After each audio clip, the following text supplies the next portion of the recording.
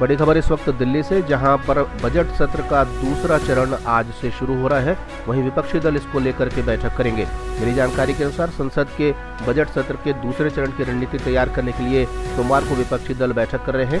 सत्र के दूसरे चरण में विपक्ष केंद्रीय एजेंसियों के कथित दुरुपयोग और अडानी विवाद सहित कुछ अन्य मुद्दों पर सरकार को घेरने का प्रयास कर रहा है। तो इस वक्त की बड़ी खबर, संसद के बजट सत्र का दूसरा चरण आज से शुरू, विपक्षी दल रणनीति तैयार करने के लिए कर रहे हैं बैठक।